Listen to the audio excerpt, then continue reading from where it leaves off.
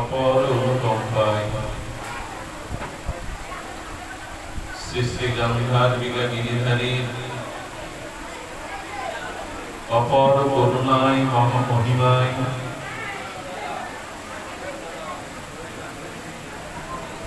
ভক্ত গৃহ শ্রী অঙ্গনে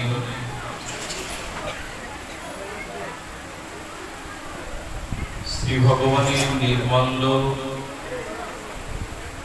দিব্য চিন্ময় প্রসাদের দ্বারা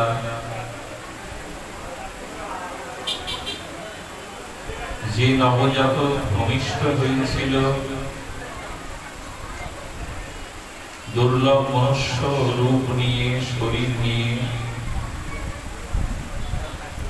তার ভবিষ্যৎ যাতে মঙ্গলময়, কল্যাণময়, সচ্চরিত্রময়, সর্বোপরি ভগবৎ ভক্তিময় হয়, এই শুভ মানসে আজ এই মাঙ্গলিক পরম ভাগবতীয় ভক্তিযজ্ঞের শুভ আয়োজন। এই পরম আয়োজনে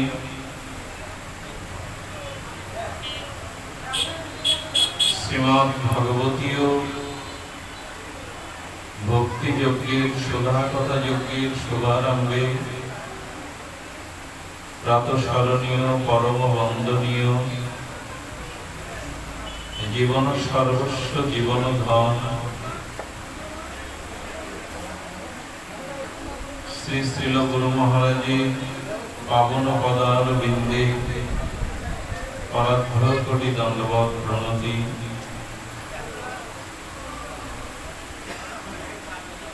ভগবৎ কথা বিভাষ্য সুমঙ্গল সাধু সমাজ, সন্তজন, মহতজন, জ্ঞানীজন, সুধীজন, ভগবৎ আচার্যগণ, সংকীর্তন রসকগোবিন্দ, শ্রদ্ধাশীলা ধর্মশীলা কল্যাণিয়া, শ্রদ্ধামূর্তি দেবী মূর্তি মাতৃগণ, সমাগত সকল ভক্ত চরণে সশ্রদ্ধ দণ্ডবৎ প্রণতি। ভগবান শ্রীকৃষ্ণের সূক্ষ্ম রসে যিনি পরম একান্ত নিজজন, সেই ব্রজের সূক্ষ্ম রসের আশ্রয় আধার আকার মধুমঙ্গল চারটি প্রশ্নের উত্তর দিয়েছিলেন।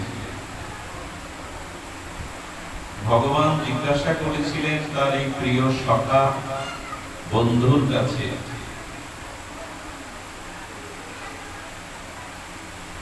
প্রশ্ন করেছিলেন যে মানুষের ভয়ের মূল কারণ কি? মানুষ যে সকল রকমের ভয়ে ভীত হই, প্রতিটি জীবের ভিতরে, প্রাণীর ভিতরে ভয় কাজ করে। এই ভয়ের মূল কারণ কি? ভয় প্রায়শ আমাদের গ্রাস করে আছে। নির্ভয় প্রায়শ আমরা হতে পারি না। আমাদের এই জন্ম মৃত্যু জরা ব্যাধি, এই অনিত্য সংসারে ভয় আমাদের তাড়া করে ফিরে। এই বুঝি মৃত্যু এলো, এই বুঝি সংকট এলো, এই বুঝি আমার মনের অভিলষিত ভাবের বিরুদ্ধ কোন ভাব আমাকে আক্রান্ত করলো। ভয়, এই ভয়ের মূল কারণ কি জিজ্ঞাসা করছেন। মধুমঙ্গল বলছেন ভয়ং মূলং দৃষ্টং, অদিষ্ট হলো ভয়ের মূল কারণ। অদিষ্ট শব্দের অর্থ হলো যা দৃষ্ট নয়, যা চোখে আমি দেখি না। আর অদিষ্ট সৃষ্টি হয়, নির্মাণ হয় আমাদের পূর্ব জন্মের কর্মফল প্রারব্ধের কারণে। ভয়ের মূল কারণ কিং ভয়ং মূলং দৃষ্টং, আমার প্রাক্তন কর্মফল, এই কর্মফল বা প্রারব্ধই হলো ভয়ের কারণ। মানুষ যখন শাস্ত্র অনুমোদিত জীবের হিত বা মঙ্গলকর নিঃস্বার্থ নিষ্কাম কর্মে রত থাকে, অদিষ্ট বা প্রারব্ধ তাকে ভীত করতে পারে না। মানুষ যখনই শাস্ত্র বহির্ভূত কর্ম,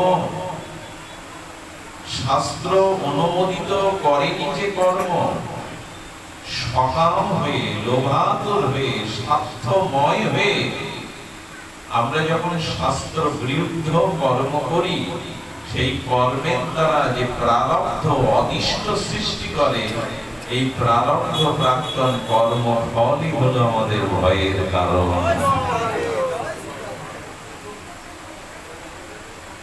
মানুষ ভয় পায় কারণ সে স্বার্থশূন্য নিষ্কাম শাস্ত্রীয় কর্ম যার দ্বারা সম্পন্ন হয় না, তিনি সর্বদা অশাস্ত্রীয় দুষ্কর্ম অভিসন্ধিমূলক কর্মের কারণে ভীতে থাকে।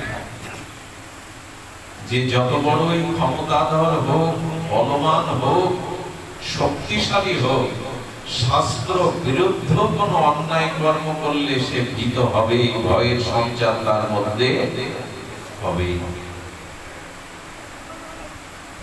এই জন্য শ্রী গোবিন্দের চরণাশ্রয় করে শ্রী গুরুদেবের আদেশ ও নির্দেশে যাদের চরিত্র জীবন গঠন হয়েছে, যারা সর্বকর্ম ভগবানের সমর্পণ করে কর্তৃত্ব অভিমান ফলাকাঙ্ক্ষা বর্জিত হয়ে আর সৎকর্ম শাস্ত্রীয় কর্ম লোকহিতকর কর্ম করে, মৃত্যু পর্যন্ত তাদের ভয় ভীত করতে পারে না। তারা মৃত্যুর সামনেও নির্ভয় হয়।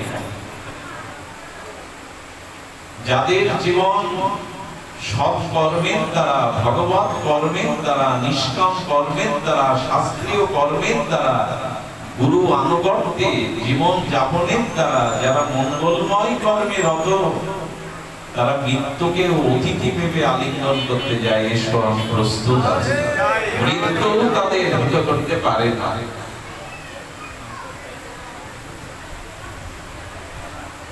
দ্বিতীয় প্রশ্ন করছেন, আশ্রয় কি? মানুষের প্রকৃত আশ্রয় কোনটি? মধুমঙ্গল সচাতুর্যময় আর তার দিব্য প্রজ্ঞাময় সেই বিশুদ্ধ শুদ্ধ শব্দ বুদ্ধির দ্বারা বললেন, কিং শরণং শ্রী হরির ভক্ত। আশ্রয় জগতে একমাত্র শ্রীহরির একনিষ্ঠ ভক্ত শ্রী গুরু বৈষ্ণবের আশ্রয় নেওয়াই হলো প্রকৃত আশ্রয়। ভগবানের অত্যন্ত প্রিয় শ্রী গুরু শ্রী বৈষ্ণব শ্রী ভক্তের আশ্রয় নেওয়াই হলো প্রকৃত আশ্রয়। এই জগতে যত আশ্রয় আছে, সেই আশ্রয় প্রকৃত আশ্রয় নয়।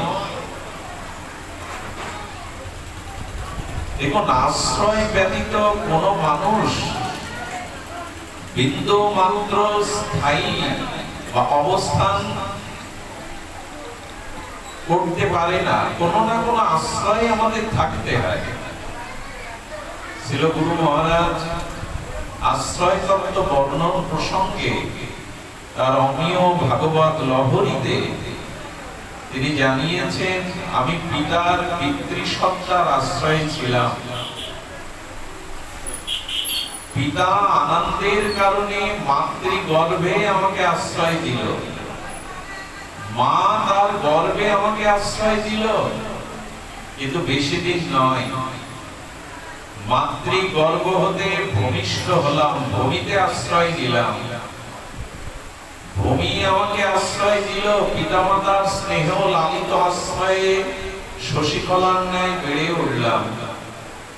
একটু অক্ষর জ্ঞানের জন্য শিক্ষকের আশ্রয়ে গেলাম, আর বিদ্যা নিকেতনতে বিদ্যার পারঙ্গম হয়ে যখন ফিরে এলাম,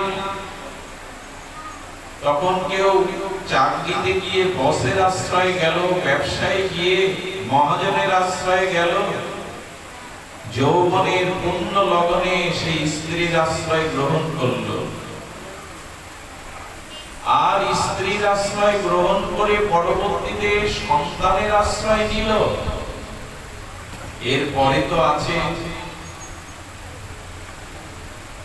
অন্ধ ব্যক্তি যষ্টির আশ্রয় নেয়, শীতার্ত ব্যক্তি আর গরম কাপড়ের আশ্রয় নেয়, বরিশনে আর বৃষ্টি ভেজা মানুষ ছত্রের বা ছাতার আশ্রয় নেয়। আশ্রয়হীন ব্যক্তি কোন আশ্রয় তো খুঁজে পেলে বাকিরা তাদের নীড়ে ফিরে আসে। মৃত্যুর পর কোথায় আশ্রয় হবে? ওই যে বললাম, কর্ম অনুযায়ী হয়তো নরকে, না হলে স্বর্গে, না কোন লোকে, সপ্ত লোকে কোথাও স্থান হবে কর্ম অনুযায়ী। আশ্রয় তো শূন্য হতে পারি না, আশ্রয় থাকতে হয়, কিন্তু কোন আশ্রয় জগতে চিরস্থায়ী নয়। একমাত্র শ্রী গুরু চরণ পাদ পদ্মে, বৈষ্ণব পাদ পদ্মে আশ্রয় হলো আশ্রয়। এই জন্য মানুষের আশ্রয় নিতে হবে গুরুপাদ পদ্মে, আশ্রয় নিতে হবে শ্রী বৈষ্ণবে, শ্রী হরি ভক্তের চরণ বলে। সাধু সঙ্গরূপ আছে পান্থ ধাম, শান্ত হলে সেটা করিও বিশ্রাম। সাধু সঙ্গে বিশ্রাম নাও। আশ্রয় যদি করতে হয় শ্রী গুরু আশ্রয়, শ্রী গুরু চরণ আশ্রয় করো। শ্রী গুরু সাধু বৈষ্ণব ভক্ত একই তত্ত্ব, শ্রী গুরু তত্ত্ব, শ্রী বৈষ্ণব তত্ত্ব, শ্রী সাধু তত্ত্ব, শুদ্ধ ভক্ত তত্ত্ব একই তত্ত্ব, এদের আশ্রয় নাও। আপনার মনে আছে অম্বরীশ মহারাজের চরণে দুর্বাসা যখন অপরাধ করলেন, সেই দুর্বাসা তার তপশক্তি বলে স্বর্গলোক, ব্রহ্মালোক, সত্যলোক, ইন্দ্রলোক, শিবলোক, এমনকি বৈকুণ্ঠেও গেলেন। কেউ তাকে আশ্রয় দিয়েছিল? দুর্বাসা তিনি ভক্ত চরণে অপরাধের কারণে কত লোকেই গেলেন, ব্রহ্মা, বিষ্ণু, ভগবান শঙ্কর, কিন্তু না, মহারাজ অম্বরীশের মতো নববিধা ভক্তি যাজনকারী বিশুদ্ধ ভগবান ভক্তের চরণে অপরাধের কারণে সুদর্শন, ভগবান বিষ্ণু, না শঙ্কর, না ব্রহ্মা, না কোন ত্রিলোকের কেউ তাকে আশ্রয় দিল। বিষ্ণু বলে দিলেন, আশ্রয় তো একমাত্র ভক্ত চরণ, ভক্ত চরণ ছাড়া তোমাকে কেউ বাঁচাতে পারবে না। দুর্বাসাকে ফিরে আসতে হলো বিষ্ণু লোক থেকে, ব্রহ্মালোক থেকে, শিবলোক থেকে ভক্তের চরণে। আশ্রয় তো ওটাই। কৃষ্ণ রুষ্ট হলে গুরু রাখিবারে পারে। ভক্ত যাকে আশ্রয় দেয়, ভগবানও তাকে সুরক্ষা দেয়। ভক্তের আশ্রয় হলো প্রকৃতির আশ্রয়। এই জন্য আশ্রয় তত্ত্ব হলো গুরু তত্ত্ব, আদিতে বৈষ্ণব, ভক্ত, সাধু তত্ত্ব। এই জন্য বললেন কিং শরণং শ্রী হরের ভক্ত, শ্রী হরি ভক্তের চরণে আশ্রয় নাও, এটাই জীবনের পরম আশ্রয়। আর বলছেন এ জগতে প্রার্থনীয় বস্তু কি? মানুষের অভিলষিত প্রার্থনীয় বস্তু কি, যা সে একান্ত অভিলাষ করে প্রার্থনা করে? মানুষের জীবনে প্রার্থনা তো অনেক আছে, অভিলাষ তো অনেক আছে, আমাদের মন আকাঙ্ক্ষা তো অনেক আছে, কিন্তু কোন জিনিস প্রার্থনা করতে হবে আমাদের? মধুমঙ্গল উত্তর দিচ্ছেন, প্রার্থনীয় বস্তু কি না বলছেন, কিং প্রার্থন তৎ ভক্তি।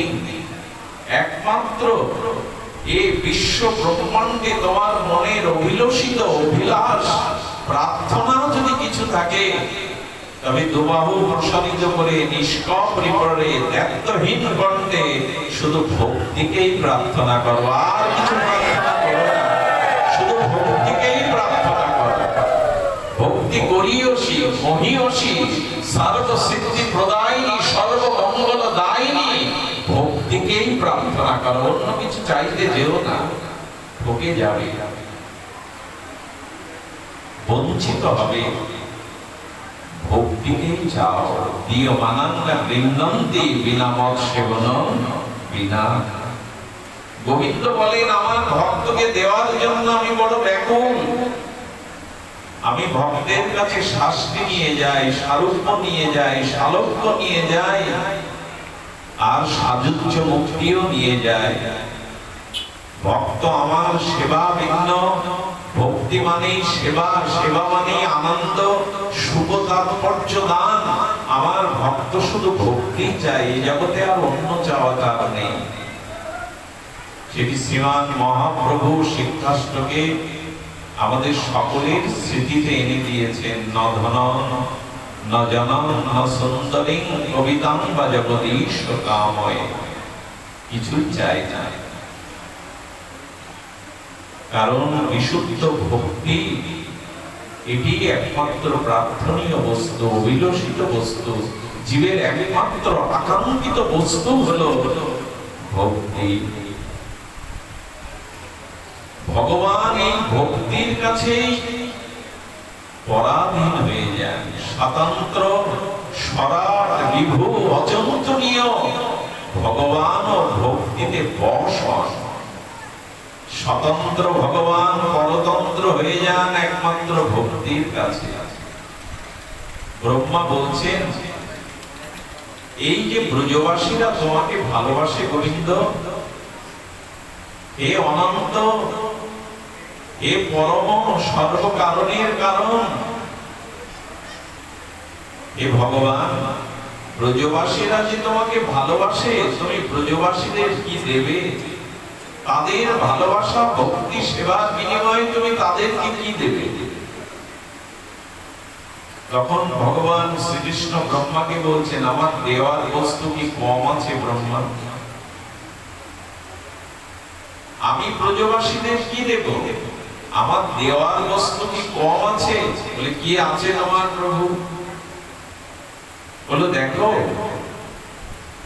ব্রজবাসীদের আমি আমাকেই তো দিয়ে দিয়েছি, আর আমাকে দেওয়ার আগে তারা যা কিছু প্রার্থনা করবে, সে যদি ব্রহ্মা লোক চায়, সে যদি বিষ্ণু লোক চায়, সে যদি অনন্ত ব্রহ্মাণ্ডের যে স্থান যে লোক চায়, আমি তাকে দেওয়ার জন্য ব্যাকুল।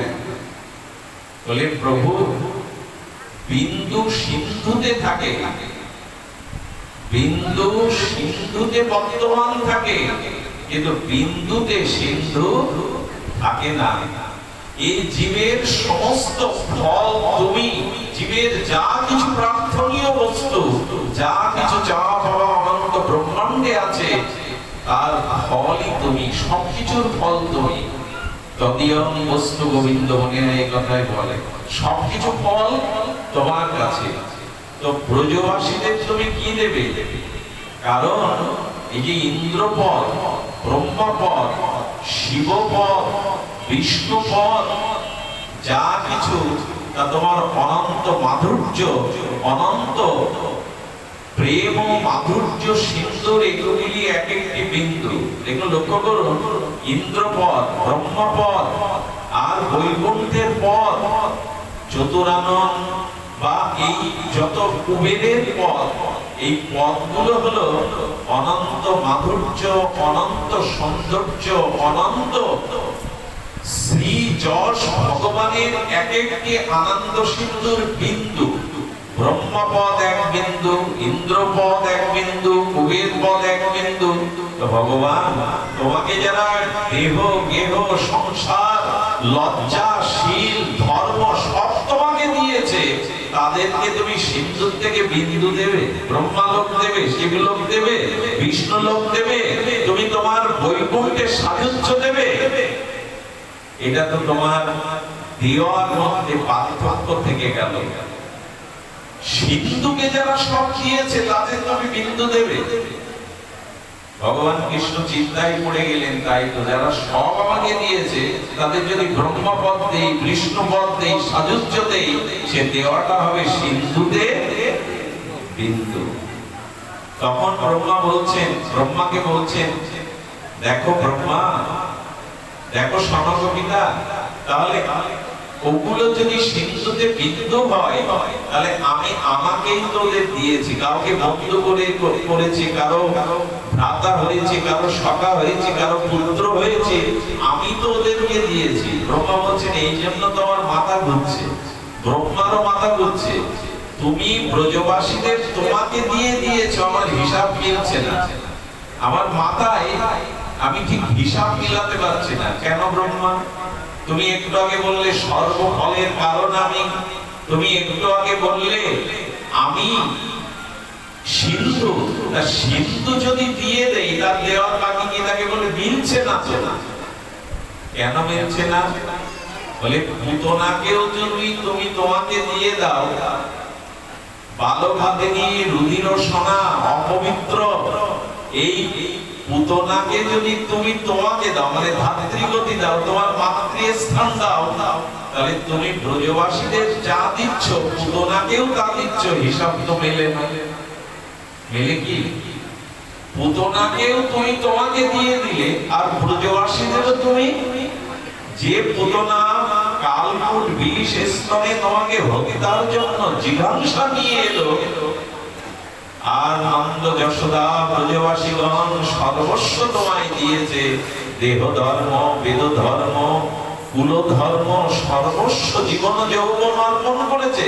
তুমি এদের যা দেবে পুতনাকেও তাই দিচ্ছ। হিসাব তো মেলে না। মেলে কি? হিসাব মেলে? বলছি হিসাব মিলছে না প্রভু। পুতনাকে এমন ধাত্রীগতি দিয়েছো, সেটা যদি যশোদাকে দাও মিলাবে কি করে? প্রভু হিসাব মিলছে না। শ্রীকৃষ্ণ তখন মৃদু হেসে বললেন, ব্রহ্মা ঠিকই বলেছ। যদি দেবতাদেরও আয়ু পায়, ব্রহ্মারও আয়ু পায়, তবু সর্বস্ব নিবেদিতা আত্মা ব্রজবাসীদের ঋণ আমি কোনকালে শোধ করতে পারবো না। আমি ব্রজবাসীদের কাছে ঋণ হয়ে গেলাম, আমি ঋণী হয়ে গেলাম ব্রজবাসীদের কাছে। স্বয়ং ভগবান ভক্তির কাছে নিজে ঋণ স্বীকার করে, আমি ঋণী হয়ে গেলাম। ব্রজবাসীদের ঋণ আমি ব্রহ্মার পরমায়ু। আসলে ব্রহ্মার পরমায়ু তো কতটুকু? দেবতাদের আয়ু তো বলার নয়। এটা বলছেন কেন? আমাদের দৃষ্টিতে, আমাদের জাগতিক দৃষ্টিতে ভগবান বলেছেন আবেশে, ব্রহ্মা দেবতাদের পরমায়ু পেলেও আমি ব্রজবাসীদের ঋণ কোনদিন শোধ করতে পারবো না, আমি ঋণী হয়ে গেলাম। অর্থাৎ ভক্তির কাছে স্বয়ং অখণ্ড পরতত্ত্ব ভগবান, অনন্ত ঐশ্বর্য সৌন্দর্য মাধুর্য যার, তিনিও ঋণ হয়ে যাচ্ছেন, তিনিও ঋণ পরিশোধ করতে পারছেন না। তাহলে আমাদের প্রার্থনীয় বস্তু কি? প্রার্থনার একমাত্র বস্তু হলো যেন ভক্তিকে চাই, ভুল করে যেন অন্য কিছু না চেয়ে বসি, ভুল করে যেন অন্য কিছু না চেয়ে বসি। এটাই আমাদের ভাগবত শিক্ষা, এটাই ভাগবত আমাদের বিধি। ভক্তিকে চাও, অন্য কিছু চেয়ে নিজেকে ঠকিও না, বঞ্চিত হইও না, একমাত্র ভক্তিকে চাও। চিন্তা করা যায় পুতনা কতটুকু ভক্তি ছিল তার? ভক্তি তো ছিলই না, জিঘাংসা ছিল। পুতনা পবিত্র না, কিন্তু ভগবানের সেই বাৎসল্য মূর্তিকে ব্রজেন্দ্র নন্দনকে একটু কোলে নিয়ে মাতৃ বেশধারী পুতনাও মনে করেছিল, আহারে এমন পুত্র যদি কখনো কোলে নিতে পারতাম। এইটুকু প্রীতি চোখের পলকে সামান্য অর্পণ করায় পুতনার দেহটা ব্রজবাসীরা যখন চিতায় দাহ করছিল, তখন চিন্ময় অগুরু চন্দনের দিব্য গন্ধ বাতাসকে আমোদিত করছিল। ব্রজবাসীরা বলছে পুতনার মৃত লাশ হতে তার চিতা থেকে এমন দিব্য গন্ধ কোথা থেকে আসছে? ভগবান বলছেন গোবিন্দ যাকে প্রসাদ করে স্পর্শ করে সে পুতনা হলেও তার দেহ চিন্ময় দিব্য হয়ে যায়। এই জন্য ভগবানের ভক্তি এত দিব্য যে পুতনার এই পাপীয়সীর দেহটা পর্যন্ত চিন্ময় দিব্য গন্ধে তার দেহ প্রসাদী গন্ধে ভরে গেল। চাইতে হবে, প্রার্থনা করতে হবে একমাত্র ভক্তি। আর কি বলেছেন? বলেছেন সুখ কি? এই যার সন্ধানে আমরা সারাটি জীবন কত চেষ্টা প্রচেষ্টা দৌড়াদৌড়ি মাথার ঘাম পায়ে ফেলছি, কত কি করছি যাতে সুখ পাই। সুখটা কি? সুখ একমাত্র ভগবান বলেছেন যে না, সুখ একমাত্র কোথায় না, সুখ হলো ভগবান ভজনে। সুখ কোথায়? সুখ হলো ভগবান ভজনে। একটু ধ্যান দিন, সুখ কোথাও নাই, একমাত্র বিশুদ্ধ ভগবান ভজনের মধ্যেই আছে প্রকৃত সুখ। সংসারে সুখ নাই। এই জন্য তো অশাশ্বতলয়ম দুঃখলয়ম বলেছেন গীতাতে। সুখ একমাত্র আছে ভগবান ভজনে। হরি নামে, শ্রী হরির নামে, শ্রী হরির নাম রূপ লীলা কথা শ্রবণে আছে একমাত্র। আচ্ছা, নির্ধনী ব্যক্তি কাকে সুখী মনে করে? ধনী ব্যক্তি। যার ধন নাই, দিনহীন কাঙাল, সে সুখী কাকে মনে করে? যাদের ধন আছে। ধনী ব্যক্তি কাকে সুখী মনে করে? মহাধনী। ধনী আর মহাধনী। মহাধনী কাকে সুখী মনে করে? যিনি মহাধনী তিনি মনে করেন সুখ রাজা। রাজা কাকে সুখী মনে করে? নিজের থেকে আমার থেকে ভারী সুখ কার? রাজা মনে করে মহারাজার হলো আমার থেকে বেশি সুখ। মহারাজা মনে করে আমার থেকে বেশি সুখ হলো দেবরাজ ইন্দ্রের। ইন্দ্র মনে করে আমার থেকে অতি ভারী বেশি সুখ হলো ব্রহ্মাজি। ব্রহ্মা মনে করে আমার থেকে বেশি সুখ হলো শিবজি। শিবজি মনে করে আমার থেকে বেশি সুখ হলো ভগবান নারায়ণ বা বিষ্ণু। কিন্তু তুলসীদাস বিচার করে বললেন সুখ ভজনে ছাড়া কোথাও নেই, ব্রহ্মার নেই, ইন্দ্রর নেই, সুখ আছে একমাত্র ভজন। দেখুন, ভগবান ভজন ব্যতীত, হরিনাম হরিকথা শ্রবণ কীর্তন নববিধা ভক্তি ব্যতীত আপনি তীর্থযাত্রা, আপনি দান ধ্যান পুণ্য কর্ম যা কিছু করেন, এর দ্বারা সুখ পাওয়া যায় না। মনে আছে উপনিষদের সেই কথা? একজন দান ধ্যান যাগযজ্ঞ করে স্বর্গে গেছে পূর্ণ ফলে, আর এত পূর্ণ যে তাকে দেবরাজ ইন্দ্রের পদ ছেড়ে দিতে হবে। কেউ কখনো পদ ছাড়তে চায়? দেবরাজ তাকে ইন্দ্রের পদ দিয়ে পাশে বসে মনে করছে কখন পতন হবে। আচ্ছা, আপনি স্বর্গের ইন্দ্রপদ কিভাবে কোন কর্মের দ্বারা লাভ করলেন আমাকে একটু বলতে পারেন? তখন বলেছেন আমি রাজস্ব যজ্ঞ করেছি, দান করেছি, আমি মন্দির নির্মাণ করেছি, রাস্তা নির্মাণ করেছি, দুস্থকে সেবা দিয়েছি। ও মা, এভাবে যখন পুণ্য কর্মগুলো এক এক করে বলে যাচ্ছে, যখন সব বলা শেষ তখন ওইখান থেকে ইন্দ্র ধাক্কা দিয়ে ফেলে দিয়েছে জগৎ। তোমার স্বর্গের ইন্দ্রপদ শেষ। পুণ্য কর্ম যতক্ষণ মানুষ গোপন রাখে ততক্ষণ সে ফল পেতে থাকে। যেই প্রকাশ করে বসে সেই ফল। স্বর্গের পথ পেল বেটা, 2 ঘন্টা একটু বসতেও পারল না। দেবরাজ বুদ্ধি করে সে কোন কর্ম শুভ কর্মের পুণ্য কর্মের দ্বারা ইন্দ্রপদ পেয়েছে এটা ওর মুখ দ্বারা বলতে বলতে পুণ্য ক্ষয় দেবরাজ ধাক্কা দিয়ে। এজন্য হরি ভজন বিনা সুখী কেউ হতে পারবে না, সেটা ব্রহ্মা হলেও। ভগবানের নাভি কমল থেকে ব্রহ্মার উৎপত্তি হলো। ব্রহ্মা জানতে পারলেন না আমার স্রষ্টাকে, আমার সৃষ্টিকর্তাকে, আমার পিতাকে। উনি শান্তি পাচ্ছেন না। একটি ধ্বনি এলো, তপস্যা করো ব্রহ্মা। দিব্য সহস্র বছর তপস্যার পরে তবু ব্রহ্মা জানতে পারলেন না আমার স্রষ্টাকে, কে আমাকে সৃষ্টি করেছে। ভজন ছাড়া ব্রহ্মাও কি শান্তি পায়? তুলসীদাস বিচার করে বললেন, ব্রহ্মা থেকে কি কখনো সুখ কোথাও নেই ভজন বিনা। দেখুন, ভজনে যে সুখটা আছে, আমি এই মুহূর্তে একটা স্মরণ এলো, পৃথিবীতে সব থেকে দুটি কঠিন কাজ আছে। সব থেকে দুটি কঠিন কাজ। সেই কঠিন কাজ হলো কোন গ্রন্থ বা কোন বই পুস্তক কারো সহযোগিতা ভিন্ন নিজে নিজে দীর্ঘ কাল ধরে অধ্যয়ন করার থেকে কঠিন কাজ আর জগতে।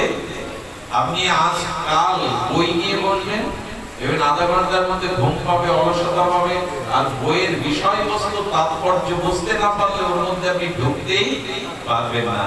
এই জন্য অন্য কারো সহযোগিতা ব্যতীত শাস্ত্র গ্রন্থ দীর্ঘ কাল ব্যাপী অধ্যয়ন করে তার বুৎপত্তি লাভ করার মতো কঠিন কাজে জগতে দ্বিতীয় নেই। যেন মানুষ আলমারি ভর্তি বই কিনে রাখে কিন্তু পড়ে না, এটা খুবই কঠিন। আর কঠিন কি, নিজের মত প্রকাশের সুযোগ না থাকাতেও দীর্ঘক্ষণ ধরে যিনি অন্যের মতামত নীরবে শ্রবণ করেন, এর থেকে কঠিন কাজ জগতে দ্বিতীয় নাই। বোঝা গেল কি? নিজের মত প্রকাশের বা নিজের কোন ভাষা প্রকাশের যেখানে কোনো সুযোগ নেই, অথচ একজনের মতামত, একজনের কথা 2-3 ঘন্টা নীরবে বসে শুনতে হবে, পৃথিবীতে এর থেকে বড় কঠিন কাজ দ্বিতীয় নাই। সেটা এখন আপনারা করছেন। আপনি এই ভাগবত অনুষ্ঠান ব্যতীত পৃথিবীর যেখানেই যান, যে অবস্থানে যান, 2-3 ঘন্টা অন্য কারো কথা বসে বসে শুনবেন, এই সুযোগ আপনি কাউকে দেবেন না, কোনোদিকে দেবেন না, সম্ভাবনা না। বিচার করে দেখুন, একমাত্র ভাগবত আসরে একজন 2-3 ঘন্টা কথা বলে যাচ্ছে, তার মত, তার অনুভব, কিন্তু অন্যরা 2-3 ঘন্টা বসে নীরবে, আহার নেই, তৃষ্ণা নেই, নিদ্রা নেই, নিজের মত প্রকাশের ভাষাও নেই, তবু শুনে যাচ্ছে। কেন এই কষ্ট আপনারা স্বীকার করেন জানেন? কারণ সাধু সঙ্গ হরিকথার মধ্যে অনাবিল নির্মল আনন্দ আছে। আনন্দ না থাকলে এই পথ পরিক্রমায় সে এত কষ্ট করে এই তাপদমের মধ্যে নিজের মত প্রকাশ না করেও বসে বসে কারো কথা শুনতেন না, আনন্দ আছে বলেই শুনছে। এই জন্য সাধু সঙ্গ হরিকথাই হলো আনন্দের একমাত্র উৎসভূমি। ওই যে দেবরাজ ইন্দ্র ধাক্কা দিয়ে ফেলে দিলেন, পড়লো কোথায় জানেন? সাধুরা নৈমিষের অন্তে যেখানে হরিকথা আলাপন করছিল, ওখানে স্বর্গে থেকে ওখানে পড়েছে। পড়লে হরিকথার মধ্যে শুনছে, বললেন একমাত্র সাধু মুখে হরিকথা আলাপন শ্রবণ কীর্তনে অখণ্ড চিন্ময় ভক্তি লাভ হয়, যে ভক্তি কেড়ে নেওয়ার ক্ষমতা ব্রহ্মাদি ইন্দ্রদারির নেই। তুমি বসে বসে হরিকথা শ্রবণ করো, ভক্তি যাজন করো, এই ফল কেড়ে নেওয়ার ক্ষমতা ইন্দ্রেরও ব্রহ্মারও না। পূর্ণ কর্ম ছিনিয়ে নিতে পারে ইন্দ্র, ভক্তি ছিনিয়ে নেওয়ার ক্ষমতা ব্রহ্মারও ছিল না। এই জন্য হরিকথা শ্রবণের মধ্যে আনন্দ আছে। জগতে সাংসারিক আনন্দ ক্ষণস্থায়ী, সে খাওয়া পরা ভোগ বিলাস অন্য যা কিছু বলে অনিত্যম অশুভম, আদ্য অন্ত বিশিষ্ট। এই সুখের আদি আছে, অন্ত আছে। আপনি যতই রসালো মিষ্টান্ন খেতে ভালোবাসেন, আপনার সামনে যদি থালা ভর্তি মিষ্টান্ন দেয় আর কিছু না দেয়, কতক্ষণ পাবে? ক্রোধ করে, হিংসা করে 24 ঘন্টা আপনি কাটাতে পারবেন না। এই জন্য ভাগবত বলেছেন, ভজন বিনা এই জীবনে কারো সুখ নাই, শান্তি নাই। 4টে প্রশ্নের উত্তর আমরা একটু সামান্য শ্রবণ করলাম। ছিল মধুমঙ্গিটা শ্রী গোপাল চন্দ্রতে এই শ্লোকটা আমি পেলাম। অদ্ভুত। মধুমঙ্গল সকালে নিয়ে প্রসঙ্গ করছেন, অর্থাৎ ভগবান শ্রীকৃষ্ণ গোষ্ঠে গিয়েও মধুমঙ্গল সহ এদের কাছ থেকে এ জাতীয় হরিকথা শ্রবণ করে প্রীত হতে, নিজে প্রীত হতে। এই জন্য হরিকথা শ্রবণই মানুষের জীবনে। কিন্তু আমাদের দুর্দশা কি জানেন? অপরাধ না দিলে বড় জোরে ক্ষমা চেয়ে বলি, আমরা শুনছি বটে, বলছি বটে, কিন্তু না, আমাদের চরিত্রায়ন হচ্ছে তো। সুখ যে চাই আমি, অখণ্ড আনন্দ যে চাই। দেখুন, কেউ কেউ সমাজে এখনো আছে নিম পাতা হাতে নেয়, সু দিয়ে ছাড়াই, বলে না সু, বলে কি? একজন এরকম গ্রামের লোকের উপকারের জন্য ঝাড় ফু দেয়, আছে তো, এটা এখনো দেয়। স্ত্রী বলছে তুমি লোকের ঝাড়াচ্ছ, কিন্তু তোমাকে ঝাড়াবো কি দিয়ে? না, আমাকে কি ঝাড়াবে? বলে ঘরে তো ঘর নাই, যে রোদ ঢুকছে, বৃষ্টি পড়ছে, তা ঘরটা অন্তত বাঁধো, চালটা অন্তত বাঁধো। ওদিকে বেটার খেয়াল নেই। ওই ফু সু দিয়ে ফু দেয়। একজন এসছেন নিম পাতা নিয়ে, ওনাকেও সেই ঝাড় ফু দিচ্ছে, স্ত্রী ওর পেছনে এসে দাঁড়িয়েছে। দেখি কি দিয়ে সু দেয়, ফু দেয়, কি মন্ত্র দিচ্ছে জানে? আমি সপ্ত আকাশ বাঁধলাম, সপ্ত পাতাল বাঁধলাম, সপ্ত সমুদ্র বন্ধন করলাম, চলে যা সু। কি ভাবছে ও? কি ভাবছে? সপ্ত আকাশ, ওই যারা মন্ত্র সু দেয় এসব বলে, আমি সপ্ত পাতাল বাঁধলাম, সপ্ত আকাশ বাঁধলাম, সপ্ত সমুদ্র বাঁধলাম, সু। স্ত্রী কেড়ে নিয়েছে নিমেরটা। বেটা, সমুদ্র বাঁধছ, আকাশ বাঁধছ, অথচ ঘরে চাল বাঁধছ না। বেটা, কিছু বন্ধ করবাকে ঘরে চাল বাঁধো। এই যদি এই দশা হয় না, আমিও বলে যাচ্ছি বকা মোল্লার মতো, আমরাও সোনামলার মতো শুনে যাচ্ছি, নিজের ঘর বাঁধবো কবে? নিজের জীবনটাকে গড়বো কবে? গড়তে হবে তো নিজের জীবন। সমুদ্র বেঁধে কি করবে তুমি? আকাশ বেঁধে ঘরের চালই বাঁধতে পারবে না। আসুন আমরা নিজেকে তৈরি করি, প্রস্তুত করি। মনুষ্য জন্ম, রামচন্দ্র ভগবান কি বলেছেন? বড় ভাগ মানুষ তন পায়া, বড় ভাগা মানুষ তন পায়া। রঘুপতি রাঘবেন্দ্র রামচন্দ্র বলছেন, জীবনের সব থেকে বড় ভাগ্য মনুষ্য জন্ম পাওয়া। এর থেকে বড় ভাগ্য আর কিছুর সাথে তুলনা করা যাবে না। মানসিক মনুষ্য জন্মটা পাওয়াই হলো। আর আপনার জীবনের সব থেকে সৌভাগ্যের দিন কোনটা জানেন? সব থেকে এই সংসারী মানুষের সৌভাগ্যের দিন হলো যেদিন আপনার গৃহেতে সাধুগুরু বৈষ্ণবের চরণ ধুলি পড়বে। সেই দিনই আপনার জীবনের সৌভাগ্যের দিন। আর মানুষের জীবনে সব থেকে বড় ভাগ্য, রামচন্দ্র বললেন, বড় ভাগা মানুষই তন পায়া। এই মনুষ্য জন্ম পাওয়াটাই হলো সব থেকে বড় ভাগ্য। কিন্তু না, তার মূল্যায়ন আমাদের কাছে নাই।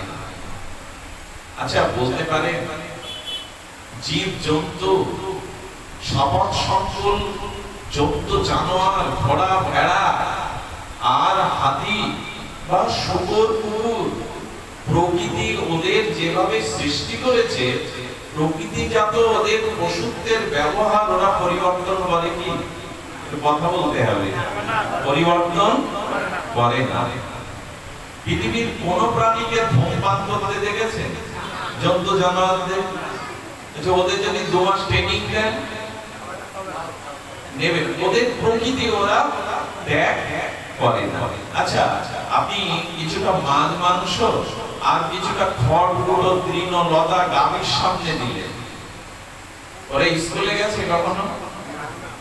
গাভীরা মানে গরু শাস্ত্র পড়েছে কখনো? গাভী মা শাস্ত্র পড়েছে? ওদের সামনে যদি দুটো খাদ্য দেন, প্রকৃতি স্বাভাবিক ওদের নিয়মে ওরা মরে গেলেও মাংসে মুখ দেবে? কথা বলুন, দেবে কি? না খেয়ে মরে গেলেও দেবে না, কারণ প্রকৃতি ওদের যেভাবে সৃষ্টি করেছে সেই ন্যাচারাল প্রকৃতির স্বাভাবিক নিয়ম ওরা কখনো ত্যাগ করে না।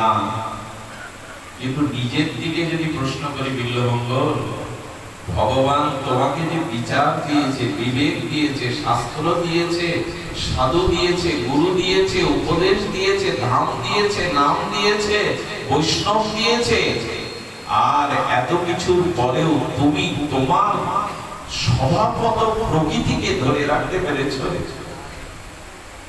মানুষ তার প্রকৃতি ধরে রাখতে পারি, স্বাভাবিক মনুষ্যত্ব যে ব্যবহার সেটা আমরা ধরে রাখতে পারিনি। কষ্ট পাবেন না, অপরাধ নেবেন না। এবং শুকর বা কুকুর তাদের শরীরের যে প্রকৃতিজাত ধর্ম তারা কখনো ত্যাগ করে না। কিন্তু লক্ষ্য করুন তো, ওরা যে শরীর পেয়েছে সেই শরীর অনুযায়ী প্রকৃতির নিয়মগুলো ওরা পালন করে। আচ্ছা, আমি যে শরীর পেয়েছি, যে শরীরে হৃদয় অর্জুন তিষ্ঠতি গোবিন্দ হৃদয়ে বসে আছে, আমি মানুষ হয়ে কি মানুষের কর্ম করছি? মনে হয় আমি তো করছি না। এতে কি ফল ফলবে জানেন? এতে ফল ফলবে, দেখ পরমাত্মা বলছেন, আত্মা বলছেন, ও কুকুর শুকুর হয়ে ওর স্বভাব ত্যাগ করেনি, স্বভাব পরিবর্তন করেনি। কিন্তু মানুষের শরীর পেয়ে, বিবেক পেয়ে, বিচার পেয়ে তুমি যখন তোমার সহজাত প্রকৃতিগত স্বভাব আচরণ করলে না, তখন তোমাকে কিছু বদলাতে হবে না। আমি তোমার এই শরীরটাকে বদলে তোমার শরীরটাকে শুকর কুকুরের শরীর করে ওর মধ্যে ঢুকবো। তুমি পরিবর্তন না করো, আমি তোমার শরীর পরিবর্তন করে ওখানে চলে যাব। তুমি পরিবর্তন তো হলে না মানুষ হয়ে, তবে আমি তোমার শরীর পরিবর্তন করে এই আত্মায় আমি তোমার শরীরটাকে পরিবর্তন করে পশু শরীরে প্রবেশ করব। কারণ আত্মা তো সবার মধ্যেই প্রবেশ করে। কিছু মনে করবেন না, এত বিষয় বাসনা, এত কামনা বাসনা, এত দেহভোগের বাসনা ভালো নয়। যদি ভজন না করি, শুধু কামনা বাসনা ভোগ নিয়ে কাটাই, তার পরিণাম কি? ছোট্ট একটা দৃষ্টান্ত নিই, বড় মার্মিক দৃষ্টান্ত, আশা করছি ধ্যান দিয়ে শুনবেন। ঋষি অঙ্গিরা দেবসেবাত নারদ চলেছেন। কে চলেছেন? কেন নামটা বলতে বলছি? দেবসেবাদের নাম নিলে, ঋষিদের নাম নিলে মানুষের পরম কল্যাণ হয়। তো ঋষি অঙ্গিরা দেবসেবাত নারদ যেতে যেতে একটা বড় বাড়ি, বড় গৃহের সামনে দাঁড়িয়ে অঙ্গিরা ঋষি হাসতেন। কোন জ্ঞানী মানুষ যখন হাসে, জানবেন তার পেছনে কোন কারণ আছে। ঋষি অঙ্গিরা হাসি থেকে দেবসেবাত বলছে, আপনি হাসছেন কেন? বলে, ওই দেখ, একটা ছাগলটাকে একজন লোক একটা কাঠের লাঠি দিয়ে বারবার আঘাত করছে, তবু ছাগলটা না গিয়ে ওই ঘরের মধ্যে আনাজ আছে, আনাজ মানে কাঁচা সবজি, ওই সবজি খাওয়ার জন্য বারবার যাচ্ছে। আর ওখানে দাঁড়িয়ে ছাগলটাকে বারবার ওই খেতে দেবে না বলে একজন আঘাত করছে মাথায়। আঘাত পেয়েও বারবার ওই সবজি খাওয়ার জন্য ও ঘরে প্রবেশ করছে। বলে, এতে হাসির কি হলো? ছাগল তো সবজি খেতে যাবেই, আর যার সবজি সে তো তাকে প্রমাণ করবে, এতে হাসির কি হলো? বলে, হাসছে এই কারণে, তবে শোনো, যে ছাগলটাকে যে ব্যক্তি মানছে গৃহস্থ, ওই ছাগলটা ওর বাবা, ওই ছাগলটা ওর বাবা। এই জন্য আমি হাসছি, আজ বাবাকে পুত্র লাঠি দিয়ে পেটাচ্ছে। ঋষি অঙ্গিরা বললেন, পূর্ব জন্মে এই ছাগলই ছিল ওর জন্মদাতা পিতা। ধ্যান দিয়ে শুনুন, কামনা বাসনার কি বিষময় পরিণতি। শুধু ভোগ করবার জন্য আসা, এই দেহটা কামনা বাসনা পূরণের জন্য আসা। ওই ব্যক্তি তরকারির ব্যবসা করে, আনাজের ব্যবসা করে বড়লোক হয়েছিলেন। বড়লোক মানে ধনী হয়েছিলেন। এর একটা জিনিস জানবেন, মানুষের যার থেকে উন্নতি হয় সেই বস্তুটার প্রতি তার একটা প্রবল আসক্তি থাকে। ভারতের একজন শিল্পপতি আছে, আমি তার নাম বলবো না, সে প্রথমে ছাতা মাথায় দিয়ে ফেরি করত, সেই ছাতাটা এখনো সুরক্ষিত করে রেখেছে, ওইটাই তার উত্থানের সাক্ষী। তো ওই ছাতাটা এখনো যত্ন করে রেখেছে। তো ওই সবজির আনাজের ব্যবসা করে ও ধনী হওয়ার পরে সোনার ব্যবসা শুরু করে, মুদিখানা ব্যবসা শুরু করে। কিন্তু ওই সোনার ব্যবসার মধ্যেও, মুদিখানার মধ্যেও কিছু কিছু সবজিও বেচা কেনা করতে পারেন, ওই থেকে ওর উন্নতি। এই সবজির চিন্তা ও মাথা থেকে মৃত্যুর সময়ও ছাড়তে পারেনি। আর ওই সবজির প্রতি মোহ চিন্তা হয়, মৃত্যুবরণ করায় ছাগল হজম তো করেনি, ছাগল হয়ে ওই সবজি বারবার লোভাতুর হয়ে কেঁদে যাচ্ছে। কিন্তু পুত্রের এই জ্ঞান নেই যে বাবা কামনা বাসনার কারণে ছাগ হয়ে জন্মেছে, বারবার আঘাত করছে। তাই বললেন, নারদ জগৎকে জানিয়ে দিও, ভগবান চিন্তা ভজন না করে যারা সারা জীবন ভোগ কামনা বাসনা চিন্তা করে গেল, তাদের পরিণত এই পুত্রের হাতে তাকে লাঠি খেতে হবে কোনো না কোনো রূপে। এজন্য বিবেক প্রধান মনুষ্য শরীর পেয়েছি আমরা। এটা একটা যে সাপ লুডু খেলেন আপনারা, সাপ লুডু, লুডু খেলা ঠিক না। তুমি যদি কখনো মায়েরা খেলে দেখবেন ওখানে একটা মই আছে আর একটা কি আছে, মা সাপ, বলবো কি মা বলি, তো সাপ আছে। এখন সাপের মাথায় পড়লে কি হয়, এখন 90 থেকে একেবারে 3-এ চলে আসতে হবে। আর মইতে যদি 5-এ পড়ে মইতে, তাহলে একেবারেই 90-তে। বললেন বিবেক পেয়েছো, বিচার পেয়েছো, শাস্ত্র সাধু শ্রীগুরু পেয়েছো, যদি বিচার বিবেকের দ্বারা ভজন না করো তাহলে সাপের মুখেই পড়তে হবে, আবার ফিরে যেতে হবে। আবার তোমাকে ফিরে যেতে হবে পেছনে, উপায় নাই, আবার ফিরে যেতে হবে। এই জন্য একটু মইতে ওঠো, গুটিটা অন্তত মইতে ফেলো, যাতে একেবারেই দ্রুত সিঁড়ি বেয়ে একমাত্র মনুষ্য জন্মে বিবেক বিচারের দ্বারা সাধু সঙ্গ করো, হরি কথা হরি নাম আশ্রয় করো, তোমাকে তুলে নিয়ে একেবারে তুলে নিয়ে যাবে, দ্রুতই তোমাকে তুলে নিয়ে যাবে। এই জন্য শাস্ত্র বলেছেন ভজন করো, সাপের মুখে পড়ো না। এই কামনার ও বাসনার ও সাপের মুখে পড়লে গিলে খাবে, একেবারে নিচে নামিয়ে দেবে। ভজন চাই, ভজন করো, ভজনের দ্বারা এই সোপানের দ্বারা ওঠো, উপরে ওঠো। তোমাকে উপরে ওঠার, দেখবেন পৃথিবীর কোন প্রাণীর মেরুদণ্ড সোজা না মানুষ ছাড়া। পৃথিবীর কোন জীবজন্তুর মেরুদণ্ড সমান্তরাল নয়। তার কারণ কি, তারা ঊর্ধ্ব চিন্তা করতে পারে না, পরমের চিন্তা, শ্রেষ্ঠ চিন্তা, ভগবান চিন্তা করতে পারে না। এই জন্য পশু জন্তু জানোয়ারের মেরুদণ্ড সোজা নয়। তোমাকে ভগবান দিয়েছে, তুমি অনেক দূরে যেতে পারো ভজনের দ্বারা, অনেক বড় চিন্তা করতে পারো, যেটা ওরা পারে না। বড় ভাগা মানুষ তন পায়া। আর মনুষ্য শরীর পেয়ে সব থেকে বড় কর্তব্য কি, যে কর্তব্য আপনাকে সাধু পরিগণিত করবে, আপনার ভিতরে সাধুত্ব আনয়ন করবে। আচ্ছা, সাধুর লক্ষণের মধ্যে সর্বশ্রেষ্ঠ লক্ষণ করেছেন রামচন্দ্রের, এটাই শোনো। সন্ত শ্রেষ্ঠ, সাধু শ্রেষ্ঠ ভরতকে রামচন্দ্র বললেন সাধুর লক্ষণ।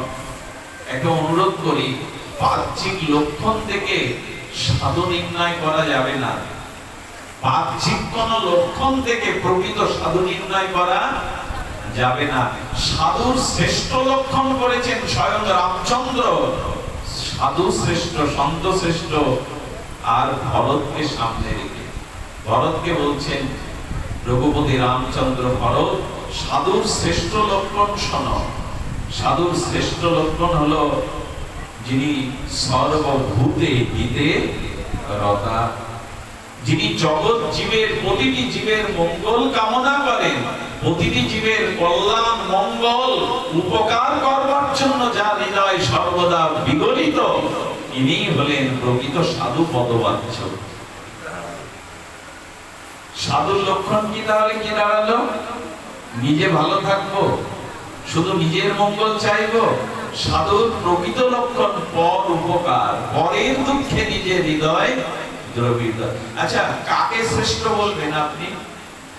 চিলে কোটায় 5 তলায় দাঁড়িয়ে দেখছে নিচের শোভা, রোড দিয়ে কত গাড়ি ঘোড়া আর জনমানব যাচ্ছে, দেখতে দেখতে দেখছেন একজন লাঠিওয়ালা বৃদ্ধ ড্রেনের মধ্যে পড়ে গেছে, গায়ে ড্রেনের দূষিত মল লেগে গেছে, হাত বাড়িয়ে অপেক্ষা করছে আমাকে কেউ টেনে তোলো।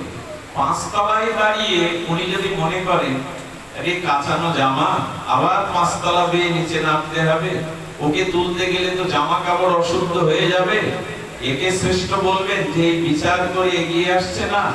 না, রাস্তায় যেতে যেতে কোন একজন অজ্ঞ মূর্খ সাধারণ লোক তার পড়ে যাওয়ায় ব্যথায় ব্যথিত হয়ে নিজের জামা কাপড়ে ওই নোংরা ময়লা লাগিয়ে তাকে জড়িয়ে ধরে সুস্থ করে উপরে তুললো। কাকে সাধু বলবেন, কাকে শ্রেষ্ঠ বলবেন?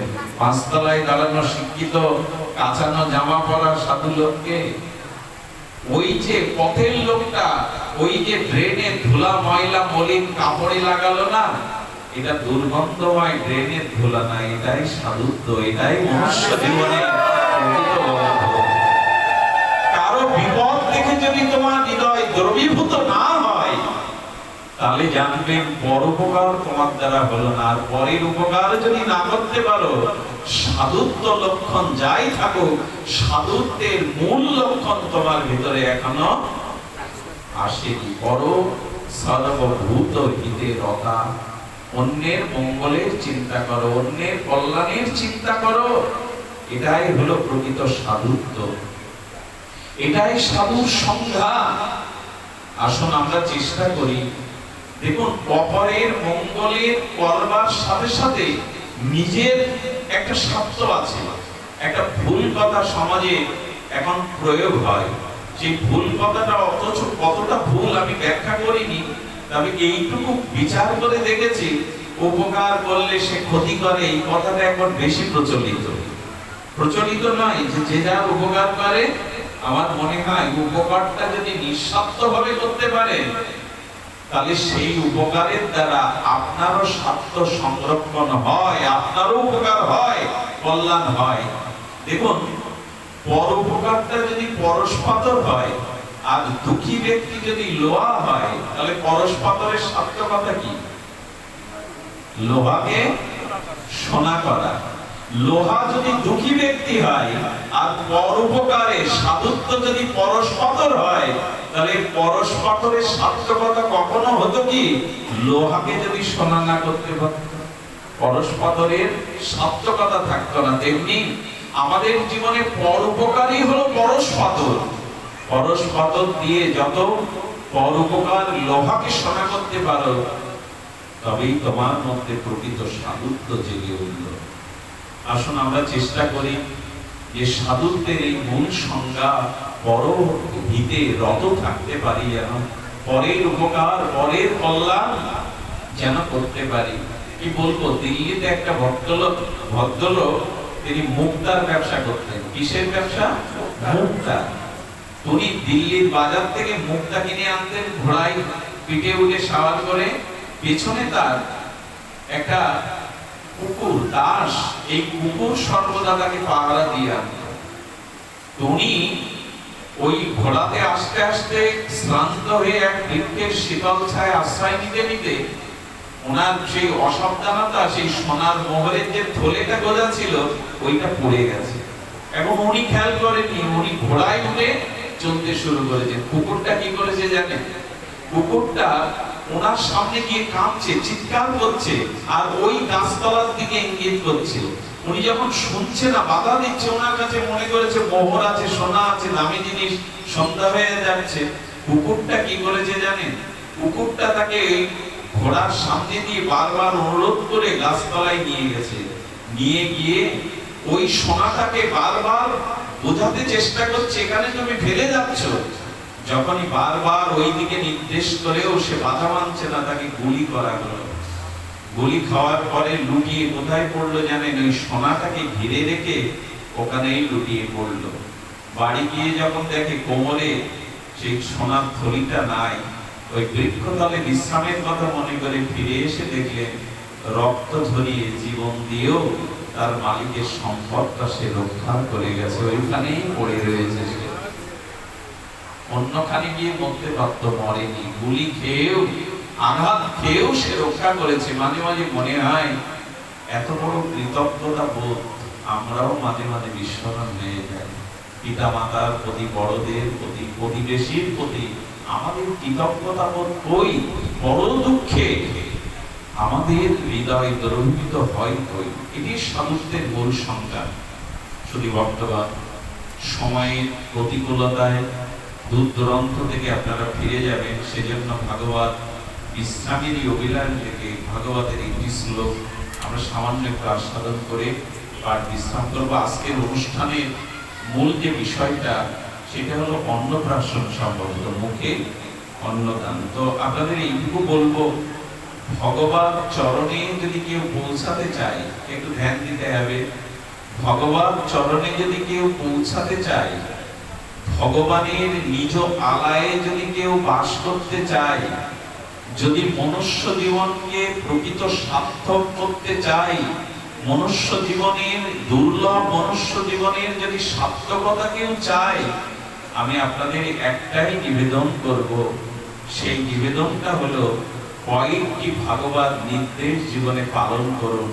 আজকে ওর মুখে সাধুরা অন্ন দিল, এটা মাঙ্গলিক কর্ম, এটা শুভ কর্ম, কিন্তু ওর জীবনে গ্রহণ করতে হবে এই ভাগবত বিধি, এই ভাগবত নিয়ম।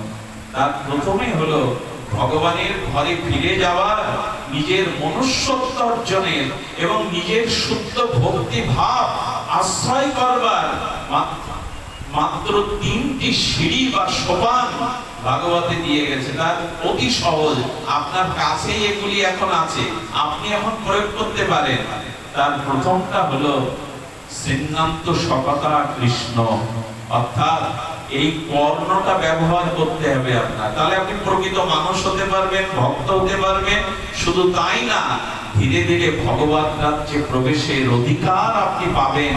শুধু একটা জিনিস ব্যবহার করলে, কর্ণ, কান। কান তো ব্যবহার করছি আমরা, কান তো ব্যবহার করছি, কিন্তু আমাদের পৃথু কি বলেছিলেন? গোবিন্দ বর দিতে চাইলে একটা অদ্ভুত বর চেয়ে বসলেন, 10,000 কান চেয়ে বসলেন, তাই তো? 1000 কান চাইলেন? আচ্ছা, 10,000 কান দেহে ধরবে তো? দেহে ধরবে না। চাইলেন কেন? বলে চাইলেন এই 2 কানে আমাকে 10,000 কানের মতো তোমার কথা শ্রবণের লালসা দিয়ে দাও। আমার এই 2 কানে 10,000 কান, এরকম বর কেউ চেয়েছে ভগবানের কাছে? ভগবান বলছে বর দাও, বলে 10,000 কান দাও। কেন চাইছো পৃথু? বলে প্রভু, আমি 10,000 কান চাইছি এই কারণে আমার কানটা যেন সমুদ্র হয়। কানটা কি হয়? আচ্ছা, নদ নদীতে, খাল বিলে, পুকুরে বন্যার জল গেলে আর ধারণ ক্ষমতা থাকে? কিন্তু পৃথিবীতে এই একটি তত্ত্ব আছে, সমগ্র নদ নদীর জল একই সাথে প্রবেশ করলেও তার ভরবে না, সেটা হলো সমুদ্র। পৃথু বলছেন 10,000 কান শুধু নয়, আমার কানটাকে তুমি সমুদ্র করে দাও, যাতে অনন্ত জন্ম ধরে তোমার হরিকথা প্রবেশ করলেও তার পিপাসা না মেটে, যেন কখনো না হয়। আপনার ভক্তি প্রগতি সেই দিনই থেমে যাবে, আটকে যাবে। কোন দিন জানেন? যেদিন বলবেন এই কথা তো আগেও শুনেছি, একই কথা বারবার আর কি শুনবো। যখনই আপনার কান বলবে এই হরি কথা তো, এই লীলা কথা তো আমি আগেও শুনেছি, তখনই জানবেন কান নালা হয়ে গেল, গর্ত হয়ে গেল, সমুদ্র হতে পারলো না। আচ্ছা, হরি কথাকে গঙ্গা বলে, আর কানকে কি করতে বলছেন পৃথু? সাগর, তাই তো? হরি কথা গঙ্গা, গঙ্গা কোথায় যায় ছুটে? সাগরে যায়, তাই তো? আর গঙ্গা সাগর বলে এক সাগর আছে, যেখানে স্নান করলে কপিল মুনির ধাম, যেখানে স্নান করলে মানুষের ভক্তি হয়, পূর্ণ হয়, সুকৃতি লাভ হয়। কথাটা কি দাঁড়ালো? কর্ণকে যদি সাগর করতে পারেন, তাহলে হরি কথার রূপ গঙ্গা একদিন কর্ণরূপ সাগরে মিশে গঙ্গা সাগর রূপ নিয়ে নেবে, আপনার জীবনকেই পবিত্র করে দেবে। এই জন্য বলছে কর্ণকে সমুদ্র করো। কর্ণকে কি করো? 10,000 কানের মতো লালসা রেখে কর্ণকে সমুদ্র করো। যত হরি কথা যত জন্মব্যাপী যায়, যেন কানের পিপাসা কখনো না মেটে। এই একটা কাজই, একটা ভক্তি অঙ্গ, শ্রবণাঙ্গ, এতে হরির নাম রূপ লীলা একটু কর্ণে স্পর্শ করলেই শ্রবণ বলে। এটাই মানুষ হবার, এটাই ভক্তি প্রাপ্তির প্রধানতম উপায়। আচ্ছা, কর্ণের সব থেকে নিকটে কি আছে? চোখ। এটাকে কাজে লাগান, দুর্লভ মনুষ্য জন্ম সার্থক হবে। বেশি দূরে যেতে হবে না, অন্যখানে যেতে হবে না, কর্ণকে কাজে। কর্ণের পাশে কি আছে? চোখ। আকর্ণ বিস্তৃত কর্ণ অনেকেরই আছে, একটা কান পর্যন্ত চোখে দেখা চলে যায়। কর্ণের পাশে আছে চোখ। ভাগবত বলছেন, দেবশ্রীপাদ নারদ বলছেন, এক কাজ করো, চোখটাকে চাতক করো। চোখটাকে কি করো? চাতক করো। চাতকের স্বভাব কি? সকলেই জানেন, সকলেই বিজ্ঞশ্রোতা আপনারা। চাতকের স্বভাব হলো, এই পৃথিবীতে সাগর আছে, মহাসাগর আছে, গঙ্গা আছে, সরোবর আছে, কিন্তু চাতক চেয়ে থাকে কখনো মেঘমালার সৃষ্টি হবে, সেই মেঘ থেকে কখন ঝরঝর করে বৃষ্টির জল নামবে। চাতক আর কোনো দিকে তাকায় না।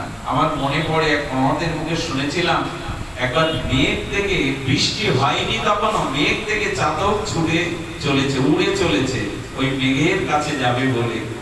মেঘ দেখেই ব্যাকুল হয়ে চাতক উঠতে শুরু করছে। কার উপর দিয়ে উড়ে যাচ্ছে জানেন?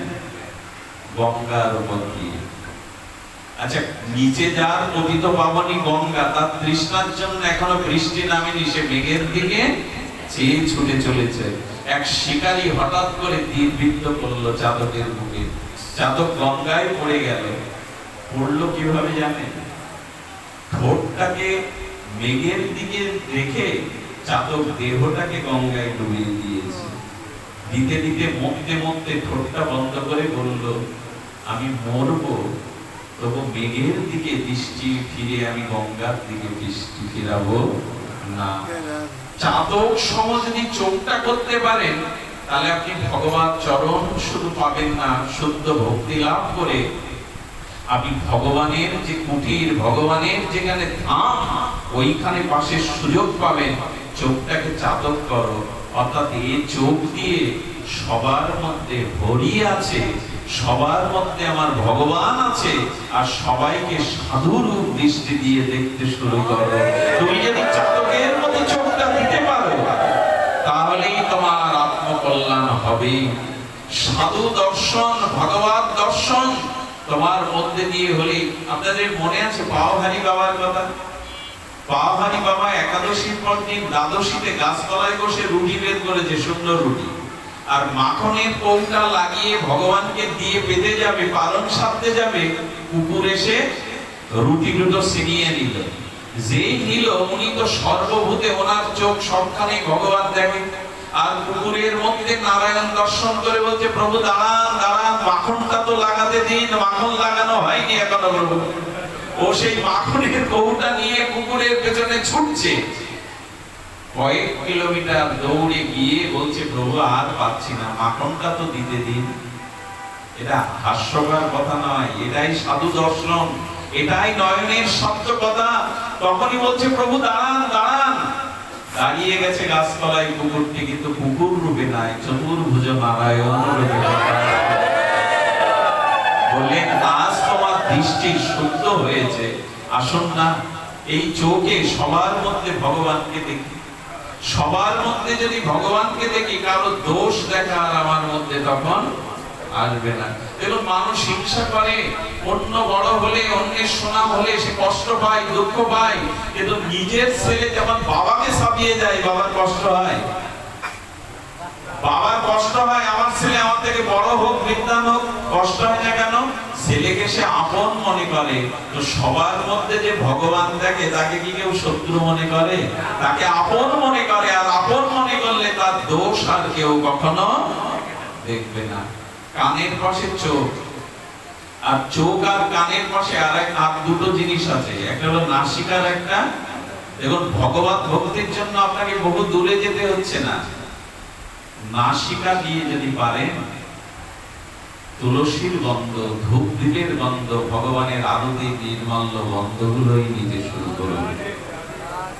সাধুর গায়ের গন্ধ, ভজনানন্দী প্রেমিক ভক্তের শ্রীঅঙ্গের গন্ধ, তুলসী চর্চিত গোবিন্দের চরণে যে তুলসী চর্চিত গন্ধ, আরে এই গন্ধ শুনে চতুর্শন সনক সনন্দ সনাতন সনত কুমার নারায়ণের চরণে ভক্তদের অর্পিত চন্দন তুলসীর গন্ধে তাদেরও বিমোহিত হয়ে গেল তারা। এই জন্য গন্ধ যদি নিতে হয় এইগুলি নিয়ে, আমরা যা গন্ধ নেই তা ভালোই নেই। বাড়ি যেদিকে সব রান্না হয় না, কর্তা দূর থেকে আজকে জমবে ভালো, এই গন্ধ এখন এই গন্ধ নেওয়া বন্ধ করুন। গন্ধ যদি নিতে হয় ধূমের গন্ধ না, ধূমের গন্ধ না, গন্ধ যদি নিতে হয় প্রতিদিন যারা মন্দিরে যায় না তারাই গন্ধ পায়। যারা প্রতিদিন ফুল তুলসী গোবিন্দকে দেয়, ধূপ দ্বীপ দিয়ে আরতি করে, আচ্ছা একই ছাদের তলে যেখানে ঠাকুর রাখা আর যেখানে শোয়ার ঘর এবং যেখানে আপনি শয়ন করেন ভোজন করেন, একই ছাদের তলে গন্ধটা আলাদা পান কিনা? ঠাকুর যেখানে রাখা পান কিনা? অবশ্যই পাবেন।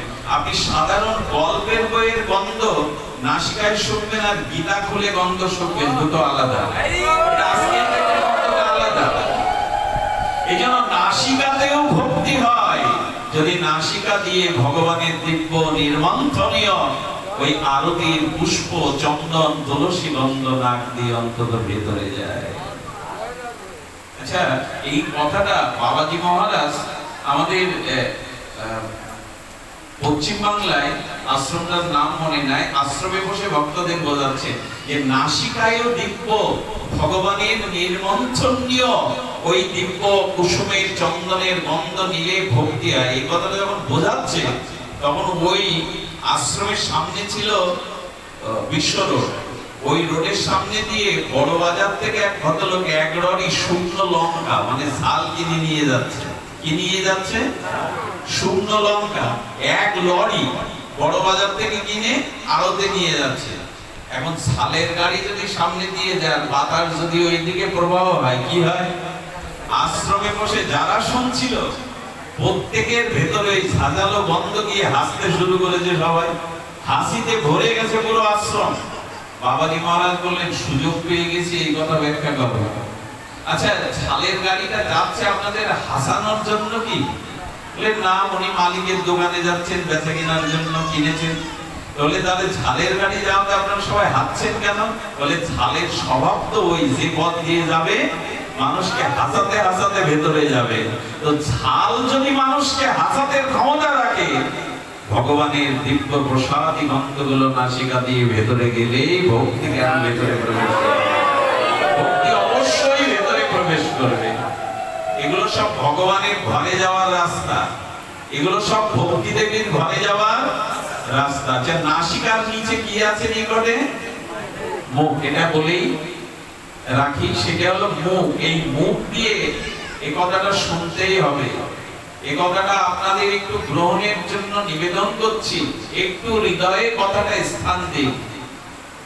পৃথিবীর সব থেকে বড় ভক্তির পথ হলো আমাদের এই মুখগহ্বরে। একটি হলো জিহ্বা, একটি হলো ওই জিহ্বা মুখগহ্বরের মধ্যে। শাস্ত্রে বলে দিয়েছেন দেখো এই মুখে আর জিহ্বাতে দুটো জিনিস দাও। নিশ্চিত করে ভগবান বলেছে তুমি ভগবানের ঘরে প্রবেশ করবেই, ভগবানের রাজ্যে প্রবেশ করবেই। সেটি হলো এই মুখে অনিবেদিত কোনো বস্তু তুলে দিও না। পারলে ভগবান এই অনন্ত বিশ্ব ব্রহ্মাণ্ডের যা কিছু তোমার জন্য সৃষ্টি করেছেন ভগবানকে নিবেদন করে তবে বস্তুটি মুখে দাও। আজকে এই যে নবজাতক, এই বংশের উত্তরসূরি, তাকে অন্নপ্রাশনে সাধুগুরু বৈষ্ণব থেকে প্রসাদ দিচ্ছেন কেন? কারণ প্রসাদে গোবিন্দে। উদ্ধব মহারাজ বলেছিল, প্রভু মায়াকে জয় করব অস্ত্র দিয়ে। সেই অস্ত্র হলো একটি তুলসী দল, তোমাকে নিবেদন করা প্রসাদে দিয়ে ওই প্রসাদ যখন পাবো তখন তোমার ওই প্রসাদেই আমাদের মায়াকে ছেদ করবে, মায়া দূরীভূত করবে।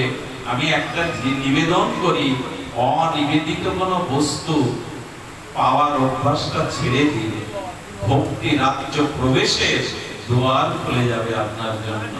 ভক্তি রাজ্যের দুয়ার অবশ্যই খুলে যাবে। তবে যারা নবীন ভক্ত, যারা নিরামিষ শুরু করেছে, তাদের কটূক্তি করবেন না। অনেকে আছে সিনিয়র 20 বছর ধরে প্রসাদ পাচ্ছেন, হয়তো নতুন করে কেউ খাওয়া শুরু করেছে নিরামিষ, না, তাকে কটূক্তি করবেন না।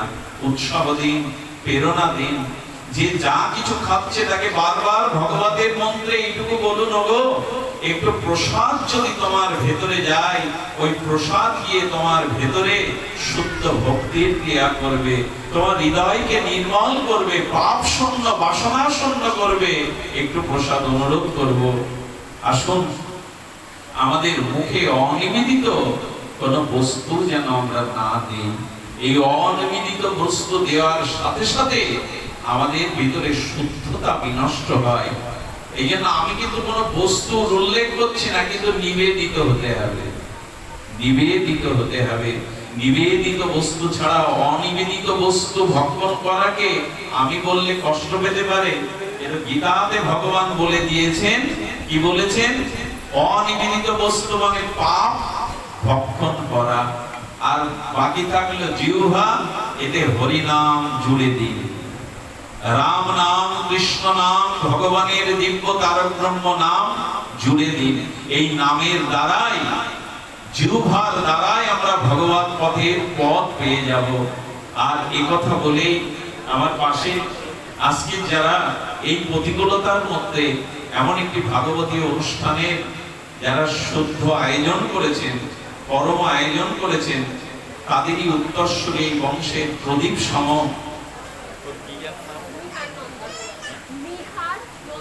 নিহার নন্দ, ওর শ্রীমুখে আপনাদের প্রত্যেকে শুভ আশীর্বাদ, আপনাদের হৃদয়ের প্রার্থনীয় প্রার্থনা ওর উপরে আপনারা বর্ষণ করুন, যাতে ওর জীবন, ওর অনাগত ভবিষ্যৎ মঙ্গলময়, কল্যাণময়, শুদ্ধ মনুষ্য সত্তা নিয়ে মানবিক বিকাশে ও যেন শুদ্ধ একজন খাঁটি মানুষ হতে পারে, দেববং চরিত্রের অধিকারী হতে পারে।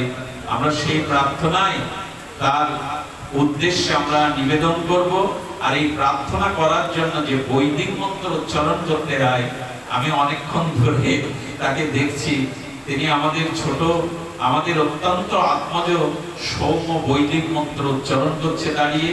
তার দিব্য বৈদিক মন্ত্র উচ্চারণ দ্বারা আজকে আমরা তার মুখে এই যে অন্নাদি তুলে দেব, এবং আপনাদের শুভ আশীর্বাদের বড়মাল্য, আপনাদের আশীর্বাদ মালা আমরা তার চন্দনাদি দিয়ে তার অনাগত ভবিষ্যতের শুভ মঙ্গল কামনা করব। কি এটা? আচ্ছা, সেটা হবে। আমি সমকে অনুরোধ করছি, উঠে দাঁড়িয়ে যদি একটু বৈদিক মন্ত্রের দ্বারা, কারণ প্রত্যেকটি ক্রিয়া বৈদিক মন্ত্র উচ্চারণের দ্বারা হওয়া উচিত, যেটা আমার ক্ষমতা নেই। ভগবান কৃপা করেছেন, গুরু মহারাজ কৃপা করেছেন, ও সংস্কৃতি বৈদিক মন্ত্রের উচ্চারণের দ্বারা